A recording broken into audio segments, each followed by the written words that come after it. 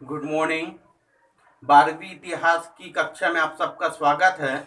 और हम लोग अध्ययन कर रहे हैं चैप्टर 4 सांस्कृतिक विकास। 12वीं इतिहास की चैप्टर 4 कौन सा? सांस्कृतिक विकास, विचारक, विश्वास और इमारतें। इसके संदर्भ में स्पेशल बौद्ध धर्म के संदर्भ में ये जो छठी शताब्दी ईसा पूर्व का जो समय है ना, छठी शताब्दी ईसा पूर्व का समय न केवल भारत के लिए अपितु संपूर्ण विश्व के लिए एक महत्वपूर्ण समय अवधि है। महत्वपूर्ण समय अवधि क्यों? क्योंकि इसी समय अवधि में नए धर्मों का, नए दार्शनिक विचारों का प्रादुर्भाव हुआ, जिसने विश्व को काफी प्रभावित किया है। और इसी प्रभाव को हम लोग छठी शताब्दी ईसा पूर्व के इसी प्रभाव को इस इकाई में, इस अध्याय में हम लोग समझने का प्रयास कर रहे हैं। जैसा कि कल की ऑनलाइन कक्षा में हम लोगों ने अध्ययन किए हैं कि छठी शताब्दी ईसा पूर्व दो नए धर्मों का उदय हुआ भारत में। कहां पे? जिनको हम लोग जैन धर्म एवं बौद्ध धर्म के नाम से जानते हैं। जैन धर्म के उदय होने के कारण उनके सिद्धांत, उनकी शिक्षाओं पर वृहद रूप से चर्चा किए हैं। और आज की कक्षा में हम लोग जैन धर्म की संगति के बारे में, है ना, जैन धर्म की संगति और दिगंबर श्वेतांबर क्या है, जैन धर्म की प्रमुख शिक्षाएं कौन कौन सी हैं, उनका प्रचार प्रसार कैसे हुआ, इन चीजों के बारे में विस्तृत रूप से चर्चा करेंगे। तो चलिए आज की कक्षा प्रारंभ करते हैं। देखते हैं जैन धर्म की प्रमुख संगति, जिनको जैन धर्म की प्रमुख संगतियां। तो जैन धर्म की संगतियों को दो संगतियां हुई हैं, जिनको हम लोग दो अलग अलग समय अवधि में हुई हैं। पहला हुआ है 300 ईसा पूर्व या बीसी को। पहला जैन संगति कब हुआ? 300 बीसी या ईसा पूर्व में पाटलिपुत्र में हुआ था। कहां पे हुआ था? पाटलिपुत्र में। जिस समय चंद्रगुप्त मौर्य मगध का क्या था? सम्राट था, जिन्होंने जैन धर्मों को संरक्षण दिया। और उसके शासनकाल के समय अवधि में क्या हुआ? जैन धर्म की प्रथम संगति 300 ईसा पूर्व को पाटलिपुत्र में हुआ था, जिसके अध्यक्षता कौन कर रहे थे? तो स्थूलभद्र, जो जैन धर्म का एक क्या था? प्रचारक था। इनकी अध्यक्षता में जैन संगति का आयोजन 300 बीसी में किया गया। दूसरा है 512 ईस्वी को दूसरा जैन संगति हुआ था 512 ईस्वी में गुजरात के वल्लभी नगर में। कहां पे? गुजरात के वल्लभी नगर में। ये पहला जैन संगति इसलिए भी महत्वपूर्ण है क्योंकि इसी पहले जैन संगति में जैन धर्म का दो भागों में क्या हो गया? विभाजन हो गया। इंपॉर्टेंट है काफी, ये कंप्यूटर एग्जाम में भी पूछे जाते हैं कि जैन धर्म का विभाजन कब हुआ। तो जैन धर्म का विभाजन दो भागों में, जिनको हम लोग दिगंबर और श्वेतांबर के नाम से जानते हैं, ये जैन धर्म की पहली जो संगति हुई थी 300 ईसा पूर्व या 300 बीसी को। कहां पे? पाटलिपुत्र में, चंद्रगुप्त मौर्य के शासन काल में, है ना। यहाँ पे जैन धर्म के समर्थकों में दो मतभेद आ गए, या तो दो प्रकार की विचारधाराओं का जन्म हुआ और दोनों विचारधाराओं में मतभेद की स्थिति में जैन धर्म दो भागों में बट गया, जिनको हम लोग क्रमशः दिगंबर और श्वेतांबर के नाम से जानते हैं। तो देखते हैं कि जैन धर्म का विभाजन दो भागों में कैसे हुआ। तो जैन धर्म के जो संस्थापक रहे हैं, कौन? जैन धर्म के संस्थापक कौन है? महावीर स्वामी, है ना। महावीर स्वामी के महानिर्वाण के बाद, जैसे कि हम लोग जानते हैं कि 468 ईसा पूर्व, कितना? 468 ईसा पूर्व महावीर स्वामी को क्या हुआ था? निर्वाण की प्राप्ति हुआ था। और उसके 200 वर्षों के बाद जो मगध का क्षेत्र है, कहां? मगध के क्षेत्र में, है ना, क्योंकि ये मुख्य केंद्र बिंदु था। और इस क्षेत्र में भयानक अकाल पड़ा। अकाल पड़ने के कारण कुछ लोग कहने का मतलब है जो जैन धर्म के कुछ अनुयायी लोग, किसके? भद्रबाहु के निर्देशन में या भद्रबाहु के नेतृत्व में दक्षिण भारत की ओर चले गए। कब? 300 ईसा पूर्व के आसपास ठीक है। भद्रबाहु के निर्देशन में कुछ लोग दक्षिण भारत की ओर चले गए क्योंकि मगध के क्षेत्र में भयानक अकाल पड़ा। जो लोग भद्रबाहु के साथ दक्षिण भारत की ओर गए और इनके ही नेतृत्व में जैन धर्म का प्रचार प्रसार पूरे दक्षिण भारत में हुआ। यदि हम यूं कह सकते हैं कि दक्षिण भारत में जैन धर्म का प्रचार प्रसार किसके, भद्रबाहु के नेतृत्व में ही किया गया। ठीक है। जब ये लोग वापस आए वहां से, है ना, तो ये जो लोग थे, कौन लोग थे, भद्रबाहु के जो निर्देशन में जो लोग थे, नेतृत्व में थे, ये कट्टर जैन धर्म के अनुयायी थे, जो जैन धर्म के, है ना, जिसको महावीर स्वामी ने जिसको महावीर स्वामी ने जैन धर्म की शिक्षाएं बताई, जो उपदेश दिया, उनका कट्टर अनुयायी थे। जो लोग नग्न रहते थे और महात्मा बुद्ध महावीर स्वामी के सिद्धांतों को कट्टरता के साथ पालन करते थे, ऐसे लोग क्या कहलाए, दिगंबर कहलाए, जिसका अंबर ही वातावरण है। दिगंबर का अर्थ क्या होता है, जिसका वस्त्र वातावरण है, अर्थात ये लोग नग्न रहते थे, ठीक है, बिना कपड़ों के। दूसरा श्वेतांबर, स्थूल भद्र, है ना, कुछ लोग तो दक्षिण भारत की ओर गए थे, लेकिन जो स्थूल भद्र के नेतृत्व में जो जैन के अनुयायी थे, जैन धर्म के मानने वाले थे, वो इसी मगध के क्षेत्र में रहे और जिन्होंने पार्श्वनाथ जैन धर्म के जो 23वें क्या थे, तीर्थंकर थे। कौन, पार्श्वनाथ जैन धर्म के 23वें तीर्थंकर थे। उसमें उदारवादी और सुधारवादी व्यवस्था को लागू किया। ठीक है। महावीर स्वामी कितने थे, 24वें तीर्थंकर थे।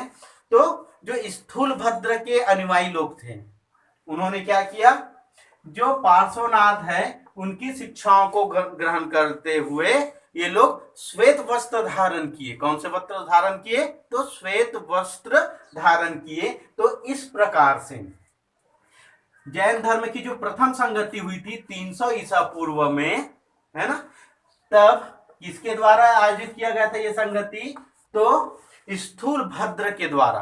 क्लियर हुआ, बात क्लियर हुई, एक बार रिपीट करते हैं फिर आगे बढ़ते हैं। जैसा कि हम बात कर रहे हैं जैन संगति के बारे में,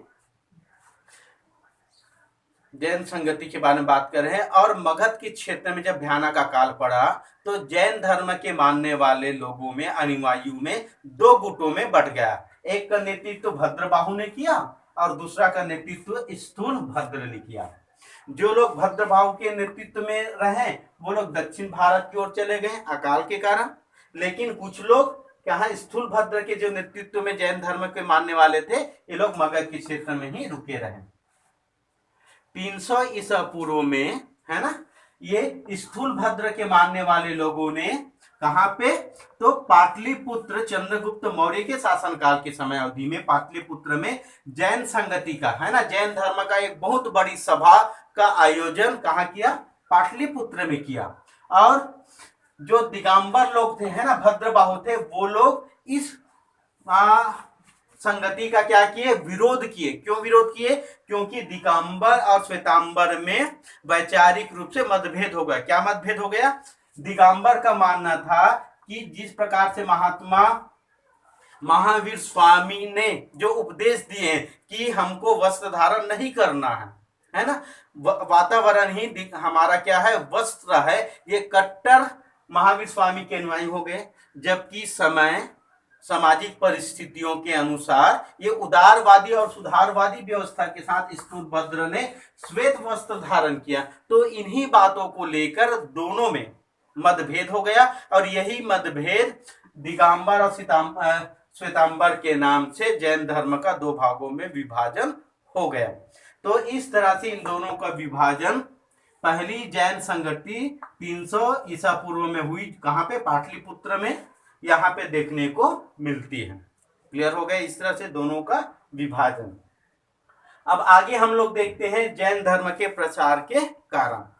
क्लियर हो गया, जैन धर्म में दिगंबर और श्वेतांबर क्या है, श्वेतांबर मतलब ये क्या है, श्वेत वस्त्र धारण करने वाला, किसके नेतृत्व में, स्थूल भद्र के नेतृत्व वाला, जो 23वें तीर्थंकर पार्श्वनाथ के शिक्षाओं के अनुरूप कार्य करते थे। जबकि दिगंबर क्या है, जो महावीर स्वामी की शिक्षाओं को कट्टरता से पालन करते थे, जो वस्त्र धारण नहीं करते थे, नग्न रहते थे, इनको दिगंबर कहते थे। क्लियर हो गया। आगे देखते हैं जैन धर्म के प्रसार के कारण। महावीर स्वामी के महानिर्वाण के बाद, है ना, या जिस प्रकार से जैन धर्म का प्रसार हुआ, या महावीर स्वामी के जीवन काल में ही जैन धर्म का तीव्र गति से प्रचार हुआ और उनके महानिर्वाण के पहले जैनियों की संख्या 14,000 हो गई थी। भारत के विभिन्न राज्य जैसे मगध, अंग, है ना, इन क्षेत्रों में क्या हुआ, जैन धर्म का तीव्र गति से उत्तर भारत की ओर, उत्तर भारत में तीव्र गति से प्रसार हुआ। इसके कारण क्या है, तो पहला कारण है राजकीय संरक्षण। जैन धर्म के तीव्र गति के प्रसार का सबसे प्रमुख कारण है इसका राजकीय संरक्षण।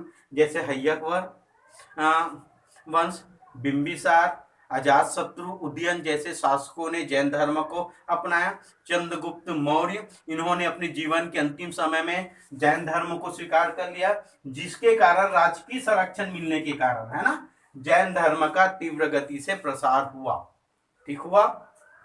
दूसरा देखते हैं जैन मुनियों ने, है ना, या जैन धर्म के अनुयायियों ने जैन धर्म का प्रचार प्रसार आम भाषा में किया, बोलचाल की भाषा में किया, जो जन साधारण की भाषा थी। कौन सी भाषा थी, प्राकृत भाषा।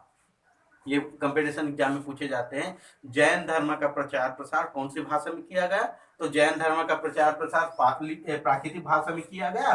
और बौद्ध धर्म की बात करें तो वो है पाली भाषा। ध्यान में रखना, क्योंकि ये कंपटीशन एग्जाम में अक्सर पूछे जाते हैं। ठीक है। तो जैन धर्म के प्रचार का दूसरा कारण क्या है कि जैन धर्म का जो प्रचार प्रसार कराया गया वो आम लोगों की, जन समुदाय की या साधारण जनता जो उस भाषा का प्रयोग करती थी उसी भाषा में जैन धर्म का प्रसार करवाया गया। वो भाषा कौन सी है, तो प्राकृतिक भाषा है, प्राकृत भाषा। ठीक है। तीसरा है सामाजिक समानता, है ना। जैन धर्म के प्रसार के कारण क्या है, सामाजिक समानता, जिन्होंने जाति पाति के भेदभाव को समाप्त कर दिया, ब्राह्मणवाद का विरोध किया, जिसके कारण समाज में, है ना, सभी लोगों को भ्रातृत्व की भावना का विकास हुआ। और इसके साथ साथ जो जैन धर्म का जो द्वार था, है ना, वो सबके लिए खोल गया था। स्त्री पुरुष, अमीर गरीब, सभी धर्म के लोग, सभी वर्ग के लोग, सभी स्तर के लोग जैन धर्म को क्या कर सकते थे, स्वीकार कर सकते थे, जो इनके प्रसार का सबसे प्रमुख कारण रहा। क्योंकि स्त्री पुरुष दोनों ही इसको स्वीकार कर सकते थे, कोई भी वर्ग का व्यक्ति है वो जैन धर्म को अपना सकते हैं। तो सामाजिक समानता के आधार पर भी या सामाजिक समानता के कारण तीव्र गति से जैन धर्म का क्या हुआ, प्रचार प्रसार हुआ। इस प्रकार से जैन धर्म का भारत में प्रसार हुआ था या प्रचार हुआ था। आगे देखते हैं जैन धर्म का भारतीय समाज को देन, या जैन धर्म का इतिहास को क्या देन है। ठीक है। जैन धर्म ने भारतीय समाज या इतिहास को प्रत्येक क्षेत्र में महत्वपूर्ण दे रही है, सामाजिक, सांस्कृतिक, धार्मिक, नैतिक, इन सभी क्षेत्र में जैन धर्म ने भारतीय समाज को या इतिहास को महत्वपूर्ण देन दी है। तो देखते हैं क्रमशः सामाजिक क्षेत्र में। सामाजिक क्षेत्र में जैन धर्म की सबसे बड़ी देन क्या है, समानता, सभी धर्मों के लिए समभाव, और ब्राह्मणवाद का खंडन, है ना, अहिंसा का सिद्धांत, जाति पाति, ऊंच नीच, आडंबर का विरोध, ये जैन धर्म की सबसे प्रमुख देन भारतीय समाज को है, जिसके कारण से भारतीय समाज में, है ना, एकरूपता, भ्रातृत्व की भावना को देखने को मिलती है। दूसरी यदि हम धार्मिक क्षेत्र में कहें तो धार्मिक क्षेत्र में धार्मिक आडंबर, है ना, जो ब्राह्मणवाद चलता था इनका विरोध हुआ, सबके लिए संभाव एक धर्म की स्थापना किया गया, अहिंसा का सिद्धांत दिया गया। तो ये धार्मिक क्षेत्र में भी जैन धर्म की महत्वपूर्ण दे रही है। सांस्कृतिक क्षेत्र में भी यही रही है कि नई भाषाओं में या जन भाषाओं में इनके उपदेश दिए जाते थे, लोक कला, ललित कलाओं का विकास हुआ, मूर्ति कला के क्षेत्र में भी नई नई चीजें देखने को मिली। जैसे श्रवण बेलगोला दक्षिण भारत की यदि हम बात करें, वहां की मूर्तियों को देखने को मिलता है कि ललित कलाओं को किस प्रकार से विकास हुआ, तो ये जैन धर्म के कारण ही हो पाया। राजनीतिक क्षेत्र में यदि हम बात करें तो जैन धर्म की जो महत्वपूर्ण सिद्धांत था क्या था, अहिंसा के सिद्धांत, जिसके कारण से युद्ध, रक्तपात के प्रति लोगों के मन में घृणा की भावना पैदा हो गई और लोगों ने रक्तपात घृणा को त्याग दिया, अहिंसा को अपना लिया, हिंसा को त्याग दिया। ये राजनीतिक क्षेत्र में सबसे बड़ी देन है। हालांकि इसकी कुछ दोषपूर्ण स्थिति भी बनती है, जैसे सैनिकों में उत्साहहीनता आ गई क्योंकि युद्ध को उन्होंने छोड़ दिया, है ना। इनकी कुछ कमियां भी देखने को मिलती है, लेकिन हम ये कह सकते हैं कि जैन धर्म में सामाजिक, धार्मिक, राजनीतिक, सांस्कृतिक इन सभी पहलुओं को काफी प्रभावित किया है। तो इस प्रकार से जैन धर्म की महत्वपूर्ण देन भारतीय समाज और इतिहास को रहा है। आज की कक्षा में इतना ही। कल हम लोग बौद्ध धर्म के बारे में विस्तृत रूप से चर्चा करेंगे। आज के लिए